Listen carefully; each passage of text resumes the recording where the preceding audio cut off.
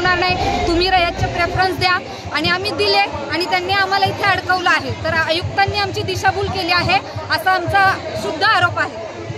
चला, तर आपण पाहतोय की त्या हजारो शिक्षक आलेले असताना सुद्धा त्यांचे काय बोलून घेऊया. काय मॅडम, काय म्हणायचं आहे तुम्हाला? आज तुम्ही 2-3 दिवस झालं कंटिन्यू, किंवा तुमचा महिना 2 महिना प्लस झालेला आहे, अजूनही नियुक्ती भेटत नाहीये, काय म्हणायचं आहे तुम्हाला?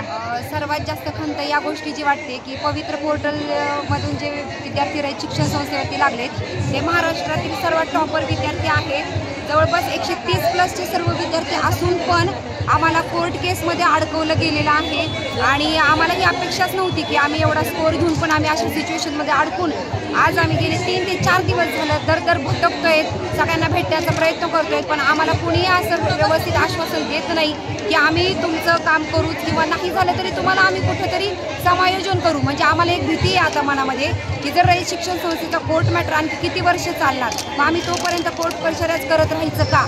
एवढे उच्च गुणवत्ताधारक आम्ही विद्यार्थी असून पण आम्ही गेले 6 महिने झालं कोर्ट कचेऱ्या करतोय. आम्ही स्वतः पण त्याच्यामध्ये इंटरव्हेन्शन टाकलं होतं, पण तरी पण कुठलाच त्याच्यातून मार्ग निघत नाही आणि स्टे पण काय व्हॅकेट व्हायचं नाव घेत नाहीये. थँक्यू. चला, आपण बघूयात की सर काय म्हणत आहेत. युवा विद्यार्थी असोसिएशन महाराष्ट्र राज्य तर्फे रयतचा लढा, पवित्र पोर्टल लढा चाललेला आहे. सर, तुम्हाला काय म्हणायचं आहे? कशी तुमची लढाई चालू आहे आणि अजून ती संपत का नाही आहे?